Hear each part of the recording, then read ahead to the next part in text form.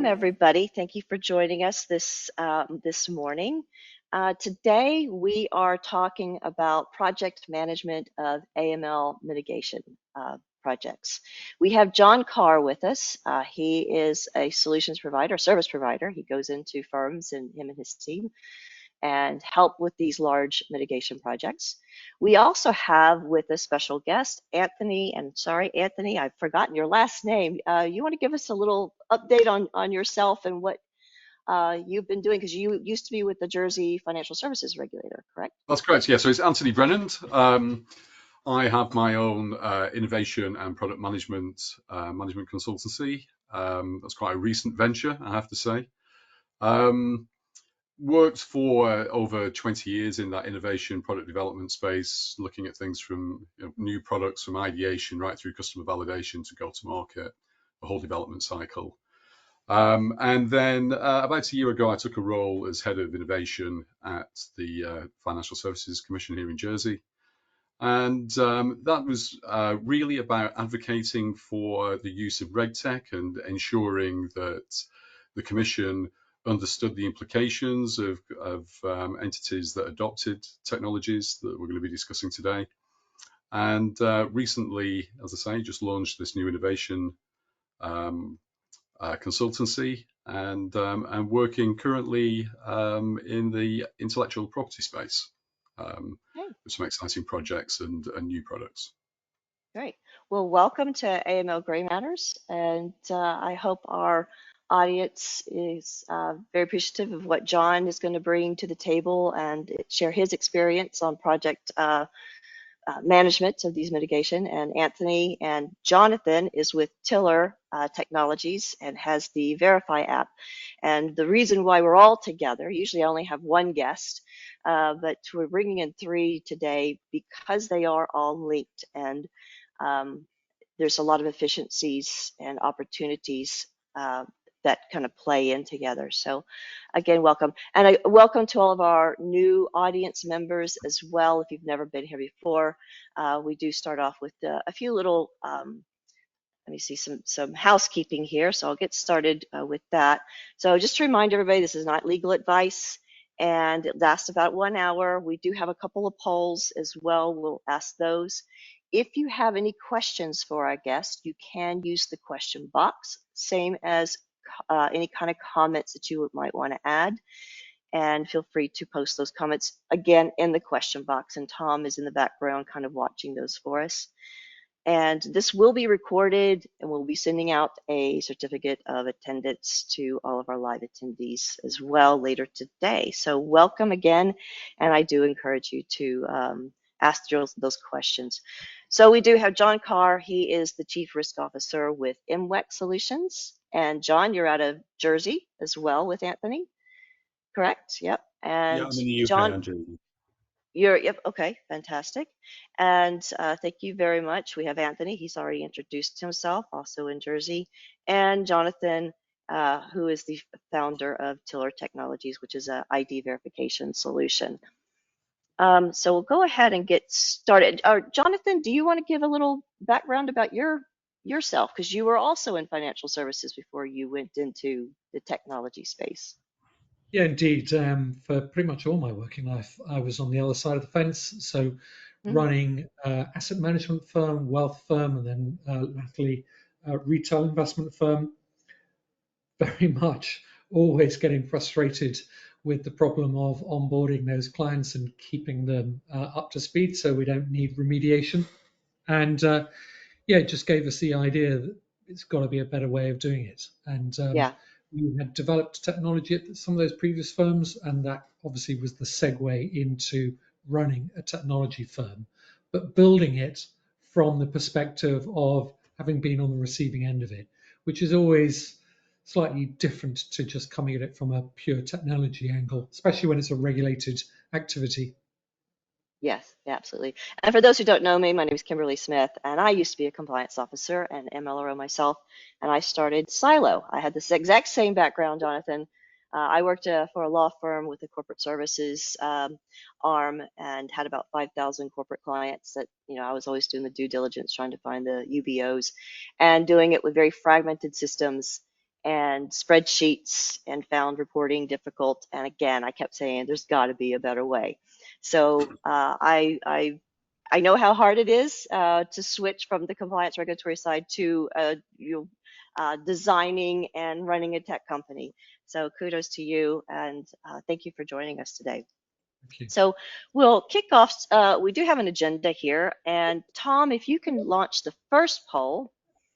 And while we're answering that poll, our agenda, we will cover some best practices tips and some pre-mitigation project planning, setting goals, setting up a project manager, what your steering committee, might consist of, how you can, what kind of reports or meetings, progress meetings you might need to have, and what to expect when things go wrong, because things do go wrong often.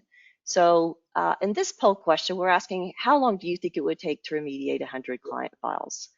And we're starting up to, so I think some people are saying up to 3 weeks, 6 to 12 weeks. The majority of you are saying 3 months or more. And John, with your experience, what do you think? What's your thoughts on this question? Well, I'm going to agree with all three of them, Kimberly, because actually it really does depend on the portfolio shape, size, complexity, and risk profile of all of the customers within it. We've been on many remediation projects with clients, some for 10 to 14 days, up to 14, 15 months, and of varying sizes. We had a Cayman client who had just under 200 client files to remediate, but it took us about 5 months. Because they were all very high risk customers in a very high risk jurisdiction with very complex business structures. So, I think it's a really tough one. And the only way you can sort of work out how long you're going to take is to know that information, about the complexity and size of your portfolio, and do a bit of a sort of capacity model in terms of how long is it going to take me to do one.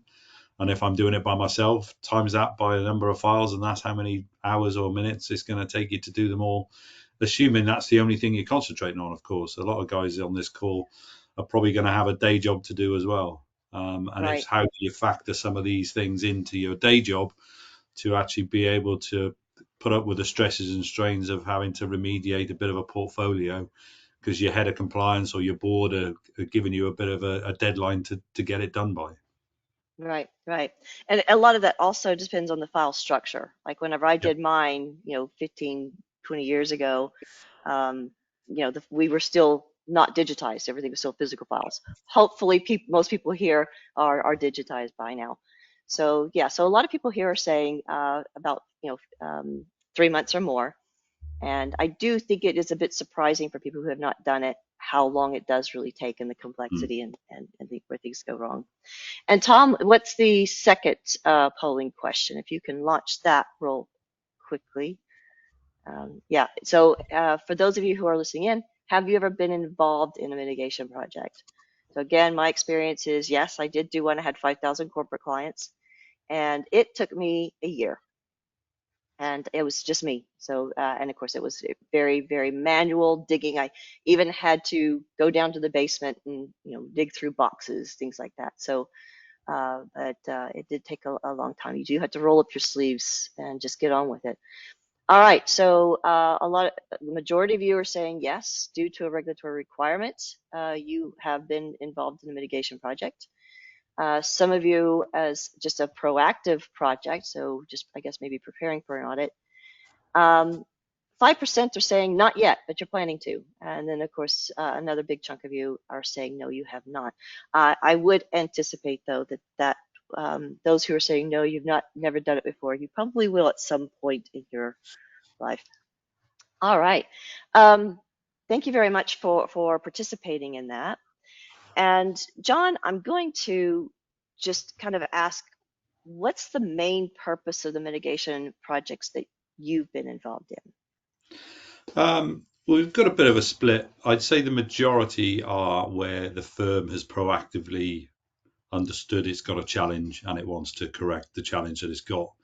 And then we've got a percentage of customers that I think, in line with the response there on the poll, that are remediating as a result of regulatory intervention. Some will be where they may be purchasing another company. The regulator gets involved in the company that's being bought. The change of control happens. All of a sudden, things start escalating, and the regulator wants a few assurances that the portfolio that's being bought is going to be put into a better state than what it currently is. Hence why it's being sold, for example. Yeah. So I think we probably have I wouldn't say it's an even split, but it's a not far off an even split of some form of regulatory intervention and some form of proactivity from the client themselves. Okay. Fantastic. Um, Great. Thank you very much. What are, and this next slide, we're talking about the key considerations when planning one. And we had said in the agenda, like, you're going to want a project manager, which I've mentioned previously. Project management is a skill set in itself. So you want to make sure when you are working with the firm, are you the project manager, or are you working somebody internally who's the project manager? Well, most of the projects we do, the client will outsource the remediation to my company, and we project manage it on a day-to-day basis. And then we set up regular reporting to our clients to let them know of how we're doing, how we're progressing, how we're doing in line with what we expect to do. What's the customer engagement been like? What escalations have we foreseen that's going to come that we can sort of call out early? So most of the time we are the project management team, and I will be the sponsor with the sort of project lead on the client side. But of course, all of these things, in order to help them run smoothly, my team can't do everything by themselves. We will need some form of contact and communication with the client themselves, because obviously they know they know their clients, they know how to deal with them, they know what they'd want to do. Our job is to just sort of facilitate the remediation and take that pain away from them, because maybe they don't have the headcount internally to be able to do it in the time frame that they want to do it in. We have had occasions where actually the client still wants to manage it, and maybe they just don't have enough people. So we can provide just the people, but the client also does the project management themselves. And obviously my intervention within that is slightly less, because the client wants to own the whole thing. So we can cater for both, but we typically, most of the time, we will be the project manager as well, and we just present the client periodically with our progress, and at the end of it, we'll tell them when we're done, and we'll hand it all back to them in obviously a professional manner as a project close documentation suite that we have available that we always share with clients. Okay. And do you find that a lot of people are doing it because they're adopting new technologies as well, or just kind of upgrading their systems and processes? A lot of our clients currently are, their back office is catching up to the front office, is probably the easiest way to say. The front office are off, obviously, as you would expect, doing their selling, getting on new clients, doing all the things that make firms money, which is highly important. A lot of firms are probably not investing in, I'll call it the back office, because the back office will include technology, but the back office of the compliance function that can actually help make sure that everybody's playing by the right rules, and that they're always up to date, and that they're always doing the reviews that they need to do, and they're always being onboarded at the time that they need to be onboarded properly.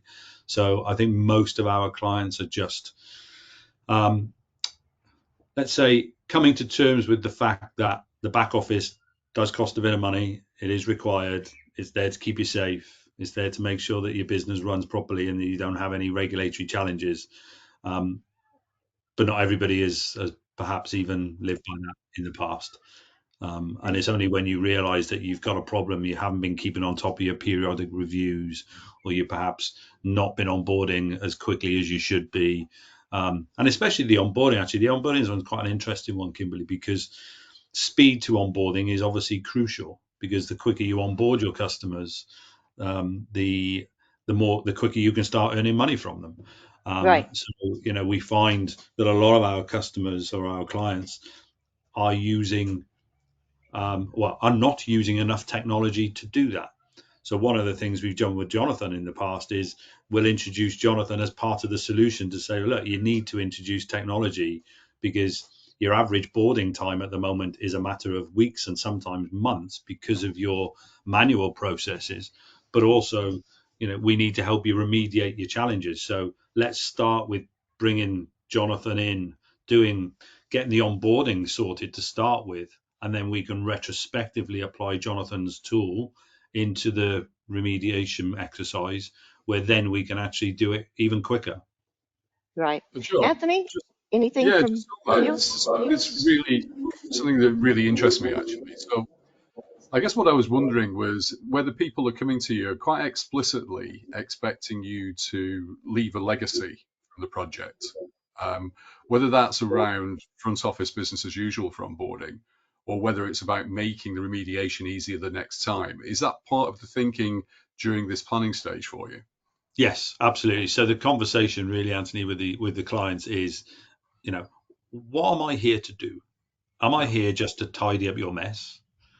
And do you just want me to tidy up your mess and perhaps see you next year to do the same thing again?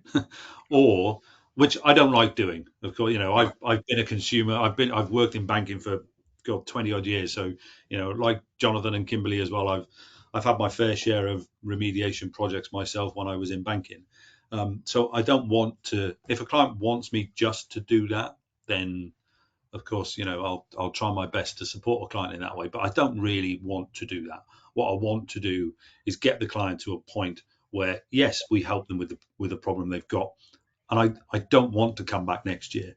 As Yeah. I think we were talking to Kimberly earlier on a previous webinar, saying I remember when I was a consumer of consultancy in the past, I used to hate it when, let's say, one of the big four would literally, I'd sign my last check, and as they walked out of the door, they'd almost turn around and wave at you as if to say, "I'll see you next year, John, for the same amount of money, please." Sure. I don't want that. What I'm trying to do is work with clients to say, look, this is the problem. Let's sort out the problem, but let's work out solutions so we don't have to do this in exactly the same way again next year. And so, what technology are you amenable to be talking about? Because again, as I'm sure we'll get to, technology in certain jurisdictions for this sort of thing is relatively new to some people, and some people still perhaps don't even trust it. They still like the old-fashioned, certification stamps and coming from a notary and all that sort of stuff. And I appreciate that some of it's a regulatory requirement, but some of it's not. So it's trying to work with the client to help bring them up to sort of the more technological way of solving a compliance problem, and blending that with some of the more manual, more human areas of compliance as well. Hope that makes sense. Yeah, Yeah. absolutely. And Anthony, one other thing that we had mentioned in another session was how jurisdictions are competitive as well. So it's not just your business trying to be competitive when it's doing these projects and looking at ways to automate and make more efficient your back office functions. But the jurisdiction needs to be competitive. So we mentioned, like, Jersey doesn't want to lose business to Singapore because Yeah. Singapore maybe is more accepting of technology. So what's your thought, having been a regulator and you're now in, intellectual property, and what's your thoughts on that? Well, I think, look, a jurisdiction, just like a company, has to have a value proposition when it's thinking about itself in that competitive space. Okay, so it needs to be able to define itself about what it wants to be. So I think Jersey has very much developed a proposition that is around being a trusted place to do business and to make sure that it's a quality provider as an island, and the regulator has responded to that in terms of what it has traditionally accepted and the restrictions maybe it's put on certain areas like this. But it also understands that we're an island, we have a limited number of resources. Therefore, technology is one of the prime solutions to being able to fill that gap. That where you can introduce things like automation, or where you can bring in technology solutions that make a project more efficient or more cost effective or right first time, and that quality aspect is also really important, then it should embrace it. And I think there have been steps to try to orientate the regulations and certainly the guidance around technology adoption.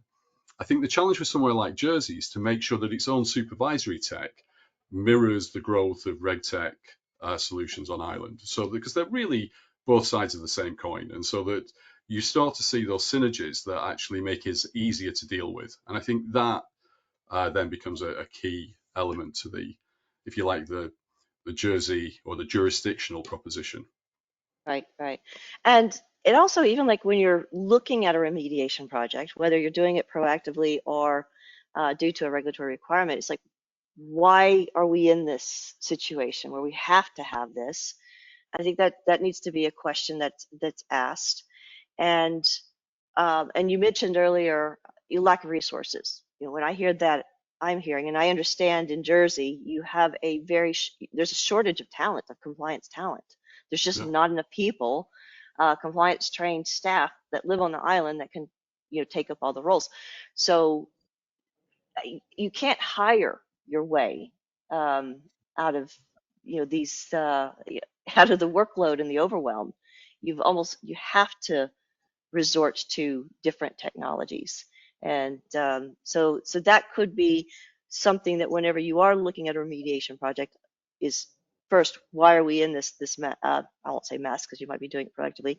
And then what can we do to make sure it doesn't happen again so we don't have to bring, John and his team in again. John has, just so so our audience knows as well, there are a couple of handouts. One is from John's company, Mwek, and he talks about the number of weeks and the number of files that they had to remediate. I thought that was very interesting, so that when you are planning a remediation project, you can kind of guesstimate, really based on his experience and expertise, how long it really does take and how many people. I see one, you had 25,000 remediation. I'm assuming those are like client files. He had 16 analysts. So that sounds like it was, you said it was an offshore fund. That complexity needs to be considered, plus your file structure and your file organization as well. Now, we brought Jonathan on, Jonathan being the founder of Verify, an ID verification tool. In full disclosure, we have integrated Verify's technology into our solution of Silo. And I'm very excited. We should be rolling that out here very soon, Jonathan. I'm very excited about that. And Jonathan, what would you like to add as far as how the electronic ID verification tools can help with these mitigation projects and for the onboarding, continuous onboarding?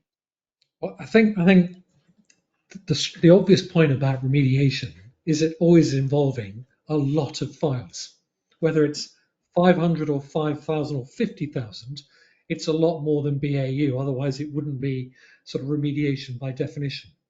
And if you're continuing to follow BAU processes of sending out letters, whether that be through John or through your own staff, and hoping they're going to respond, and then having to send out follow-outs when you remember that they haven't responded, no wonder it takes so long and costs so much. And clients are less willing to respond because if I get asked for a certified copy, gosh, it takes me a long time to get that organized. So you're just making everything so difficult for what is a project that, if it's certainly under the regulator's gaze, has to be done, well, preferably as quickly as possible and as well as possible. Right. So this is one of those situations where I think technology can bring a sort of a win-win, where not only is it far more efficient, because, for example, we can take a Excel export as a bulk upload and load up 50,000 customers in one go, and then it's doing the auto nag, as I call it. So the system is emailing the customers. 3 days later, it's going to email them again. It's going to keep on in their face.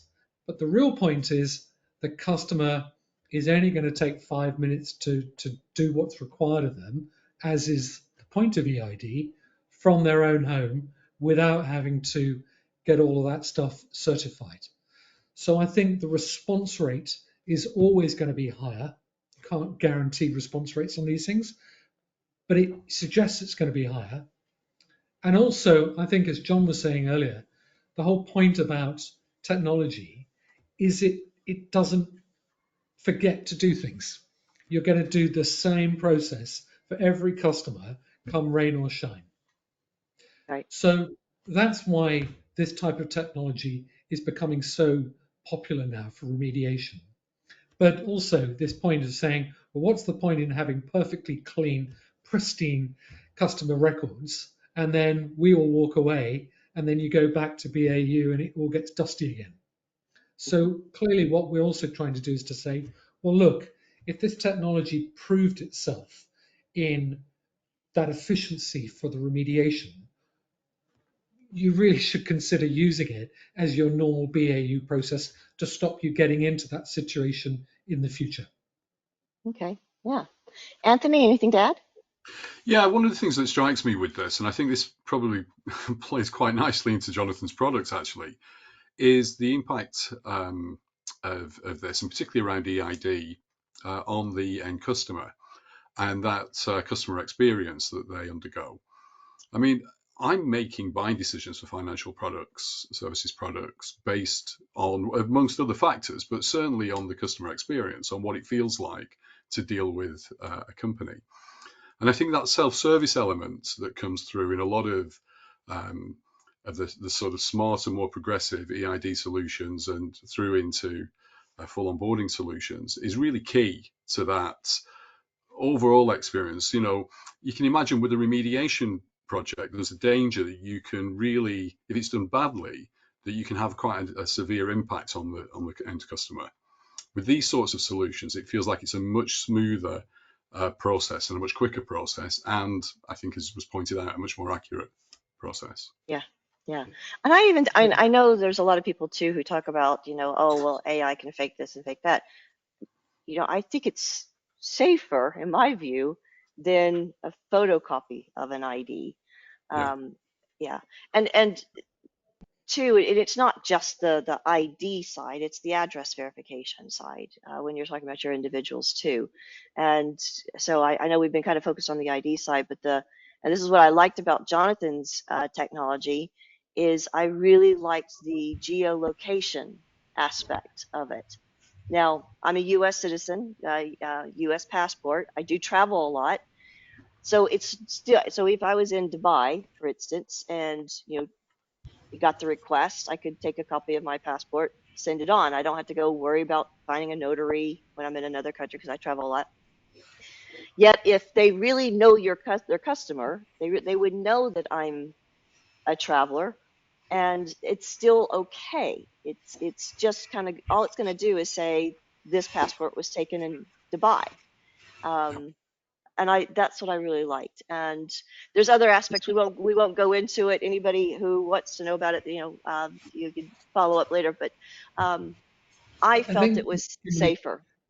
just on that point, if you're going to make this kind of technology work internationally, which is obviously what we do based in Jersey, you've got to be able to take into account different regulatory requirements or limitations. So in Jersey regulator is very happy with electronic address verification, where we're going direct to electoral roll or whatever.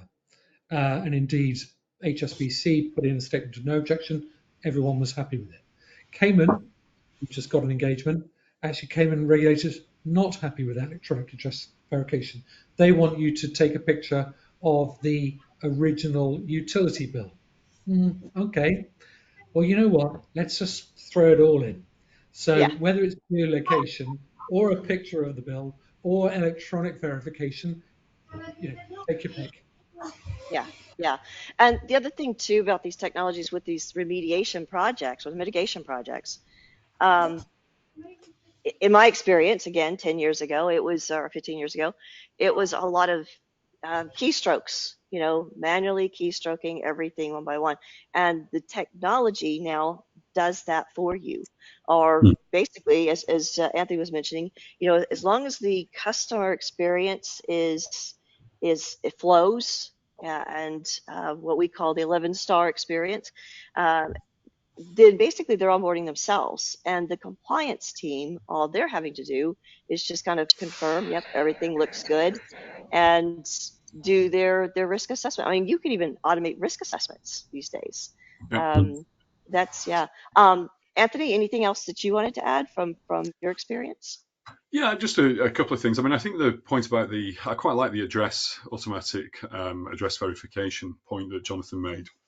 I mean, that's an example of something that actually ticks a lot of boxes for you. The regulator's happy with that, certainly in Jersey. Okay, in terms of something that can be done without bothering the customer, and so therefore reducing the ask of the customer.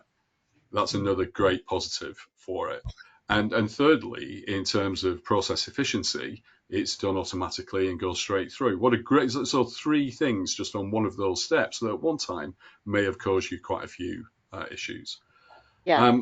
The point you were making, I think, about your risk assessment. I mean, look, I come at this from the sort of technology and the regulator side. I've never actually had to go through a remediation process myself, unlike most of the people on this call.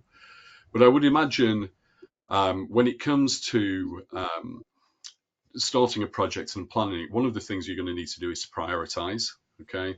And where you have systems in place that can do that, some of that risk assessment for you automatically, that's a much easier process, right? And a consistent process that churns out, a result to help you prioritize what you need to and apply additional measures like EDD where appropriate. I mean, I think that's why I'm really open to those sorts of solutions when they're built into a process. I think it works really well. Right. And we haven't even talked about the screening aspect, because that's all automated too, isn't it, Jonathan? Yeah. Of With course. yours, yeah. Yeah. The great thing So, about technology is you can keep on adding technology to it. If oh, you're trust me, manual, my software development bill attests to yeah, that. exactly. Yeah. So, yeah, I went into compliance tech, this business with this idea, thinking I could build it once and then that was fine. No, that doesn't exist anymore. You do have to this constant new features being rolled out. Anthony, one question from what would you say to those regulators who are hesitant to allow any kind of electronic ID verification and address verification? Yeah, I think that the main thing, and this is one of the processes that we went through, is sometimes it's framed as a way of this is a more convenient way to do it. Okay, and then what you're doing is you're trying to ask yourself, well, what are the risks associated? I think in a changing world, this is actually a better way of doing it. It's a more effective way. I mean, you just gave the example of taking a photo of a original document that could so easily be doctored, okay, as opposed to going directly to a source that's trusted, okay. So I think regulators need to frame that, and just because something is the status quo, right, and we've done it like this all the time, so therefore accepted a paper copy, for instance, or a picture of a paper copy, doesn't mean that that isn't without risk itself. In fact, I think increasingly it's actually got more risk than some of the alternative solutions that are out there. Now, what I would say as a caveat to that is it's your responsibility when you're buying a solution to make sure that the things that people have gone through, that the design and the development and the data sources that these vendors are providing, that they've gone through the appropriate levels of due diligence to make sure that they are effective and that they are do provide a risk-free or a reduced risk approach. Right. Yeah, that's that vendor risk assessment. Yeah, it's key. That's key. And Jonathan and I have both been through what we call those hoops, and they're not necessarily easy. We've gotten to the point now where we just have a package. It's our vendor risk assessment FAQs, and it's just got everything that's ever been asked of us by all the different firms. And so now we go, here you go. And if there's anything that we've missed, just let us know. And that's increased our efficiency. Jonathan, I don't know if you do the same thing. Well, we have a slightly different challenge, which is because we're performing what would be a regulated activity if the firm's doing it through paper processes. We've got that extra sort of bar that's incumbent upon us. And the JFSC did all sorts of outreach to industry to say, look, what do you think? Do we get these vendors regulated? And all the vendors went, no, we're not doing that kind of thing.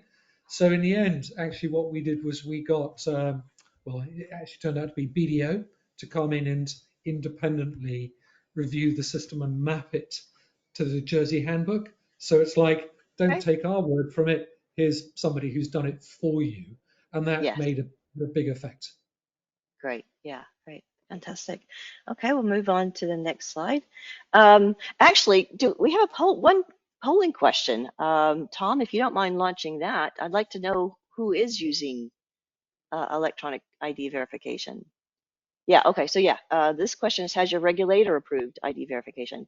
One of the things that I've mentioned in the past is I was looking at ID verification tools, I think back in 2017, but didn't integrate it then until just obviously this year, because I just didn't feel like my users would use it, because they were still kind of stuck with this, what the regulators were requiring.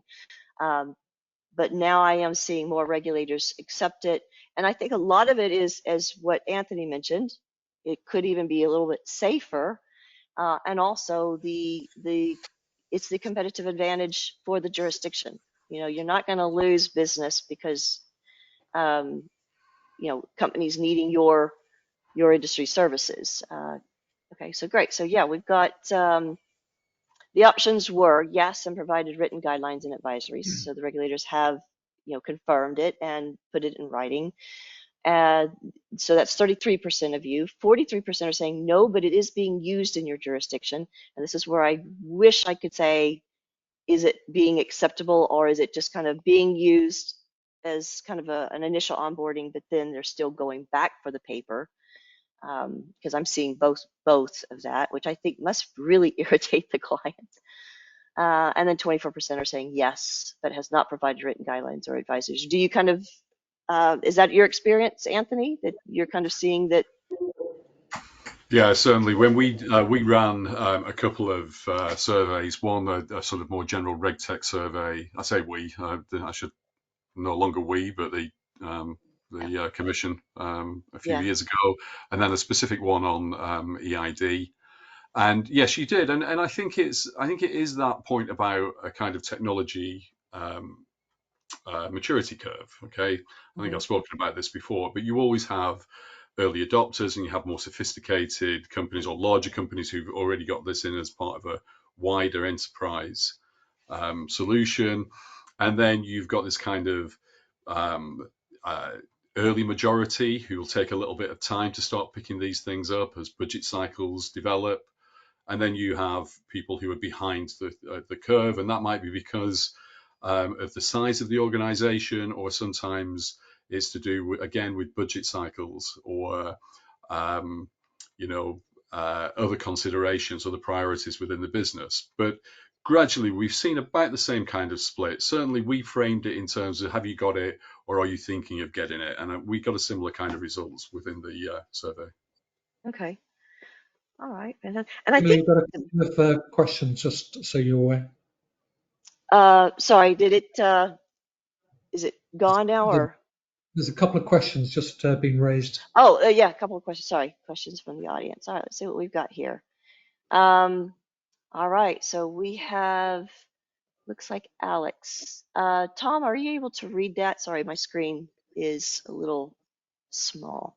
Of course. So the question from Alex is, how long should a regulator allot to licensees to get their client files up to date? Is 3 months a reasonable amount of time? Yeah, we've kind of talked about this, John. I'll let you speak. what your experience Yeah, is. so we've had experience with clients that have been given a short amount of time, let's say, by a regulator, or maybe a longer amount of time. And I suppose there's a few factors that will come into the equation here. One is the past performance of the firm itself. If you've got a firm that's been regularly not complying with the regulations and been in front of the regulator on more than one occasion in the past, you would imagine they will probably get less rope given to them than somebody who is the first time they've been in front of a regulator. Again, there could be reasons why, if you're purchasing a company and that company is in distress and under the regulator's radar, and you're coming in to help and change control and take control of that company, the regulator may well give you longer to remediate the files based on your past performance. So again, I think there's a few factors. You're unlikely to get a long time. In our world, a long time is probably a year. You're unlikely to get a year unless it's a particularly, I've worked on a couple of Section 166s for the FCA, and the last Section 166 I was almost 2 years. So you never say never that you'll get under a year, but again, it depends on the size and the severity and the consumer harm to a degree that could be caused here, because the regulator's there to protect the customers. They're not there to protect the regulated firms themselves. Their job is to make sure the regulated firms are doing everything they should be doing. And if they deem the regulatory breaches, to be severe enough that the firm may have to do something in 6 weeks, then they will do that, and the firm will just pay. And the firm will maybe have to get a third party in to help them do that because they don't have their own people. So it's not as cut and dry as you can say, well, you'll probably always get 3 to 6 months, because you may or you may not. And I'm sorry, that sounds really vague, but it probably is purposely vague. Sorry. Yeah, well, again, it's every project here is, how many files, Yeah. why it's the mitigation project. Yeah. Yeah. And If you've got 20 files, they might say, yeah, you can have 3 months to do that. If you've yeah, got 20,000 exactly. files, the likelihood is you're not going to be able to do it in 3 months. Mhm. Yeah. And I was even kind of thinking to myself, if you're doing a, excuse me, a client file mitigation project, and you realize this is a big enough problem, we need to kind of upgrade our systems or integrate systems to kind of make them more efficient, then you're also adding to that project timeline the vendor procurement process, which can take, depending on what type of vendor, anywhere from several weeks to just select the right vendor, go through the vendor risk assessment, implement it, train the users, and then get started on the actual mitigation project. So Absolutely. There's lots of variances that can come within it, and it depends, yeah, as you said, on the posture of the current firm, their appetite for technology, the appetite for the regulator, because the regulator may say, that's great that you're going to do it in the future, but right, we want this problem sorted now, actually, because it may be yeah, so severe that the regulator's not prepared to exhibit the patience required for you to, because of the long lead time of getting into the process, going through an RFP, getting 3 or 4 or 5 different vendors in for you to make your selection. That in itself, as you said, could easily take a year, Kimberly. And the regulator doesn't care about that. The regulator cares about the consumer harm that could be being affected here to the people that utilize the regulated services that you're providing. right. And to your comment about, I actually heard a great comment. This is probably 10 years ago from a regulator that I was, talking to, and they said that their job is to protect the jurisdiction's reputation. And that really hit home to me, because I thought, you know what, I always kind of take it as a compliance officer, I'm there to protect the business that I work for. And then their job is to protect the jurisdiction. And then if we're all working together, of course, we are protecting the financial services system from the various characters there. Anthony, anything you wanted to add? No, I think it's well covered. I think that point about severity is interesting. I think there's also a risk element, specific to, I guess, to to any potential clients that are in that client files that are in that pack. And I would just play back to that idea of the importance of prioritization and risk assessment internally, and any systems that help you do that, I think, are a positive in terms of your planning. Okay, fantastic. And Jonathan, anything from you? No, I think it's all been answered. Yeah. Yeah. Yeah. And if I understand, when we're talking about timelines, Jonathan, this is for those who need an EID. I mean, they can get started same day with yours, right? Is that Yeah, still I the mean, case? as that technology has matured, hasn't it? In the old days, you had Yeah. to wheel in the server and everything was on-prem. Benefit of Yeah. everything being cloud-based now is give you a login and pretty much off and running. Off you So go. you get that sort of institutional power same day. Right. As it happens, obviously, we work with John's firm as an integrated provider, and obviously with you, Kimberly, as well. Yeah. Yeah. I'm very excited. Like I said, our CTO has been working on that, and I've seen a demo. It looks great. I'm very excited. And there's another question. Tom, can you read that? Sure. This one's a question for Jonathan. It's from Mohit. He said, "Hi, Jonathan. Do you think automated the KYC process using new technologies is a better way than manual KYC? What is your view on this?" Well, I think there's no perfect scenario. So the obvious reason why, for some, the technology route is not as good as current is the sort of risk of technology exclusion. So we get asked quite a bit about elderly customers or infirm. There's no really easy way around that. EasyJet will only let you download a electronic boarding pass now. It is the way of the future that everything is going the way of technology. But of course, I have to point out that there is that small downside. But back to Anthony's point, even before AI, I think the concept of a customer providing their own printed copy of a utility bill and what purports to be a copy of a passport, albeit certified by somebody you're never going to meet, is questionable, if I could put it that way. But bring on AI where anyone with pretty much a free tool can create the perfect copy of whatever you want. Yeah, good luck with that. And we're only just seeing the beginning of it. And I use this sort of phrase of this is now just the first tip of a technology war of fighting AI fraud.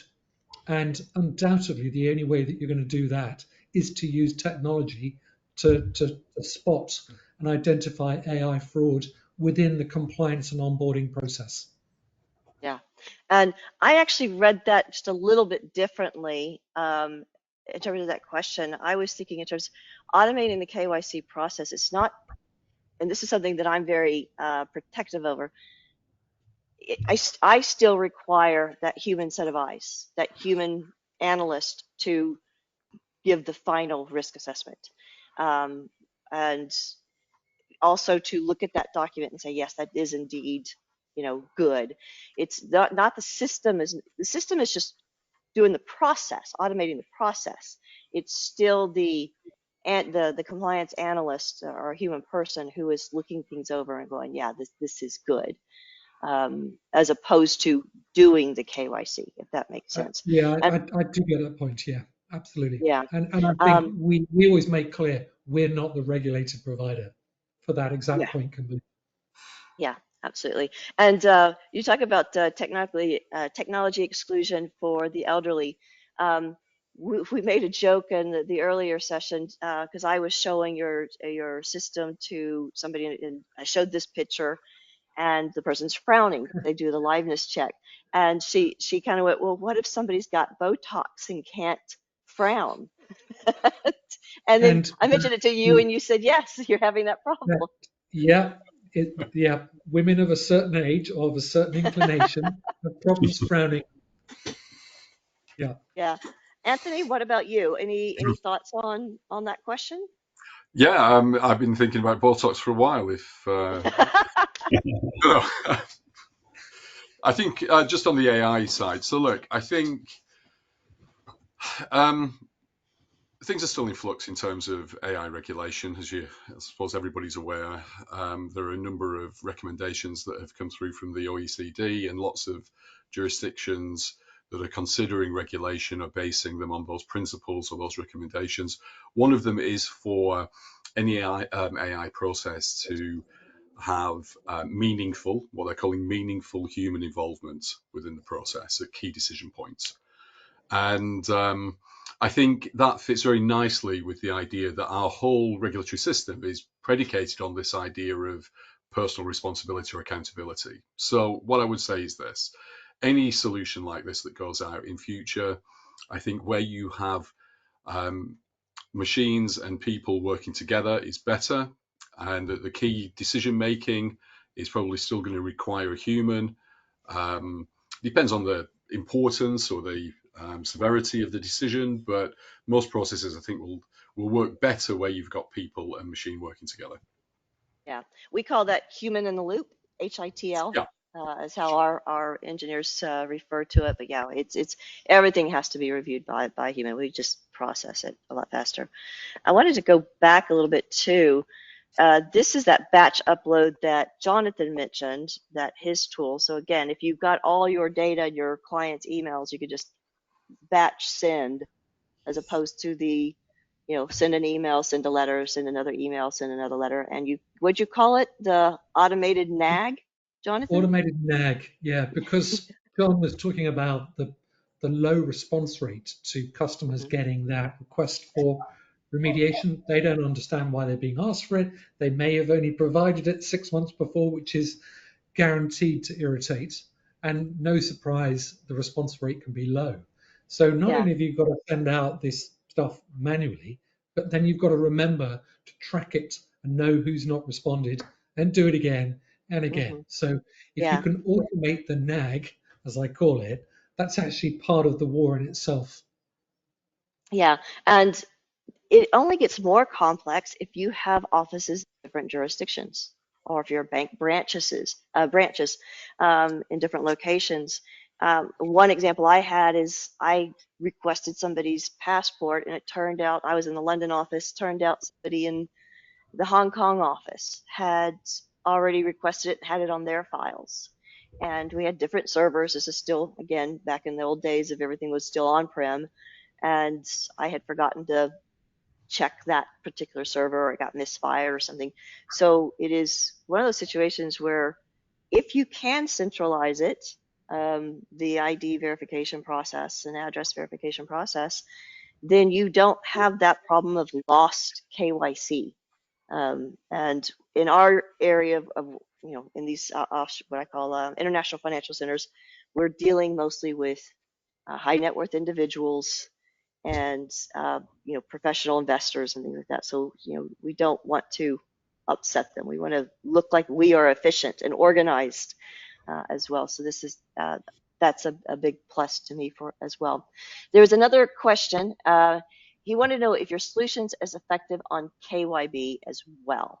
I think the answer to that is no, Jonathan. Or is that something you're going to work on? As of now, we're not doing KYB. We've focused Okay. on getting the international KYC right, which a large part of that is really focusing on that address verification. We're just deciding probably in the next month or so whether the grand project for 25 is to add on the KYB. But certainly, Kimberly, if I think of your solution, which is monitoring both the KYB and the KYC, yeah, there's quite a big value argument for why we would bring in those automated processes of collecting the KYB at least.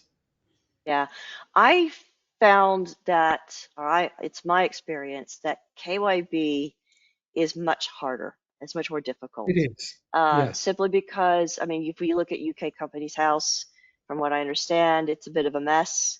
Anybody can register a company, nothing's verified. I don't know if they've worked on that or sorted that one out.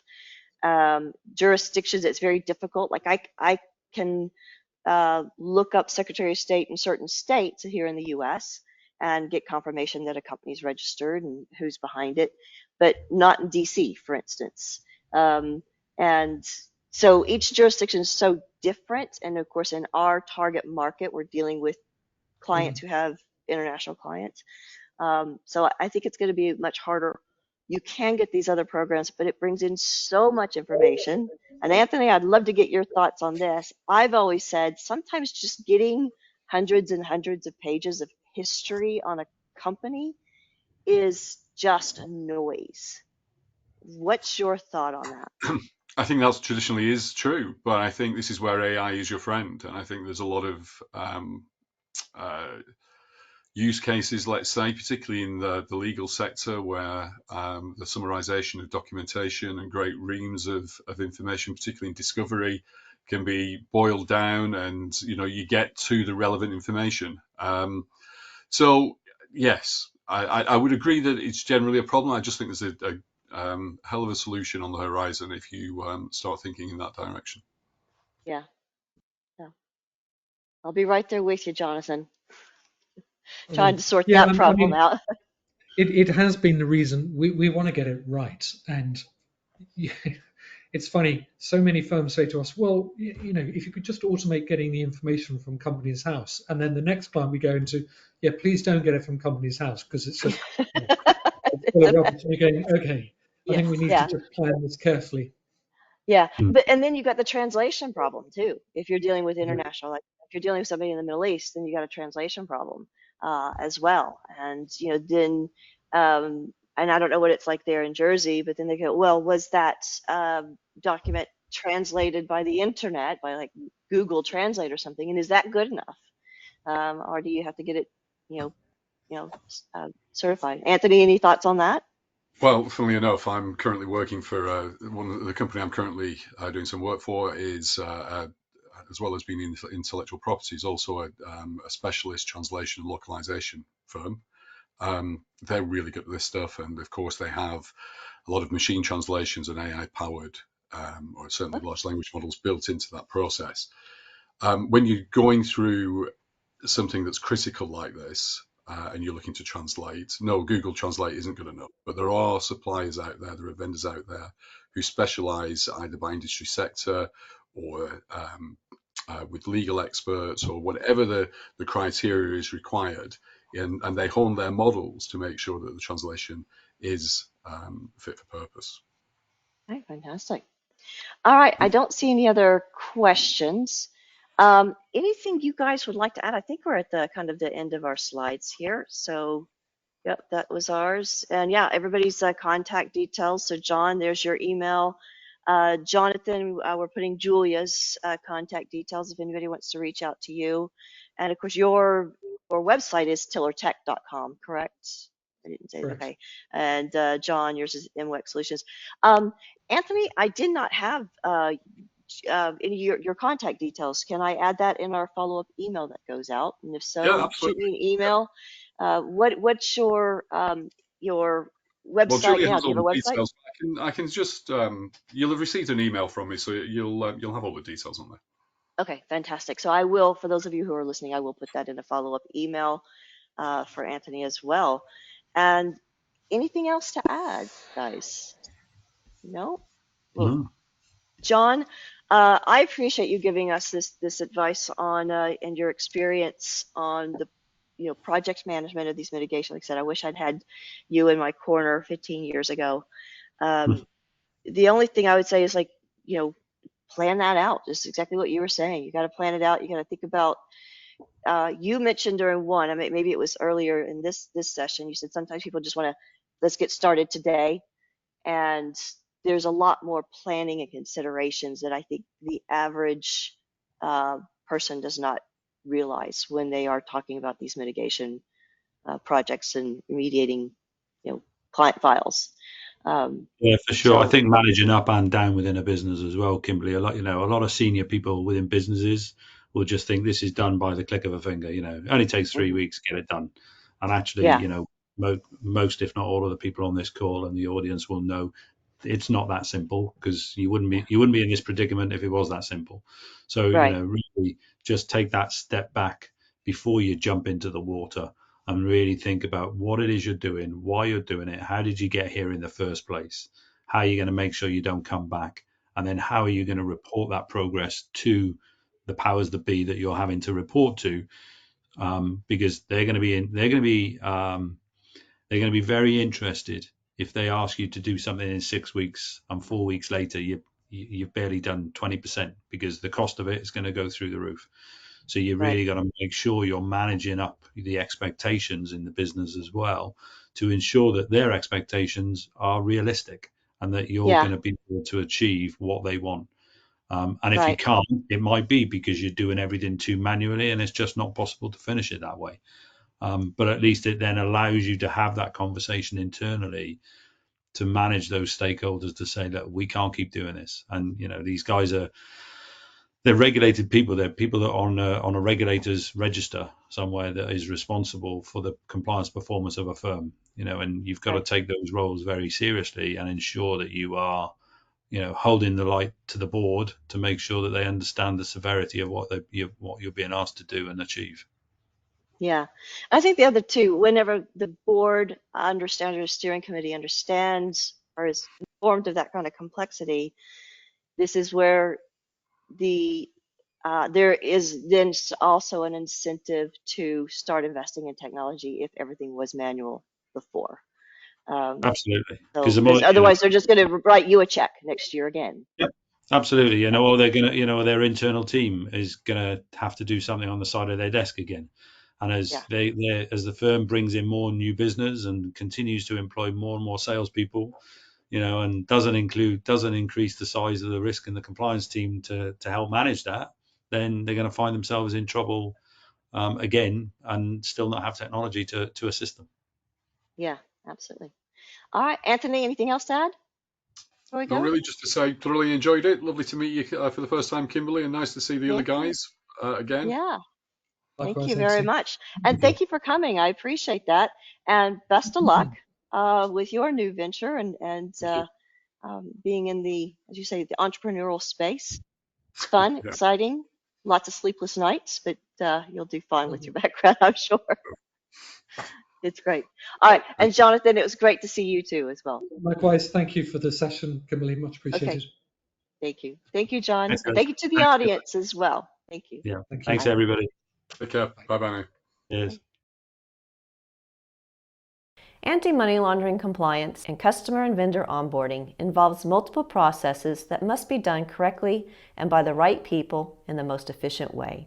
The tasks include gathering customer and vendor ID and verification documents, screening against sanctions and politically exposed persons lists, analyzing any reputational risk, periodic monitoring to assess any changes and updating due diligence, and staff training on money laundering, terrorist financing, bribery and corruption awareness and risks, as well as keeping them up to date on your policies and procedures and new regulatory requirements. In addition to the onboarding processes being strictly followed and documented, management must have access to critical compliance metrics and information to steer the company through regulatory waters and mitigate customer and other risks. With Silo Compliance System, these obligations become much more efficient. With Silo, your staff can enter the customer's information and upload due diligence documents and any other documents that you require. Key information entered about your customer automatically calculates a risk score, a calculation using a risk-based approach determined by you at initial implementation of Silo. In addition, if you have screening enabled, when the customer's name is first entered into Silo, the name is checked against sanctions, politically exposed persons lists, and adverse media.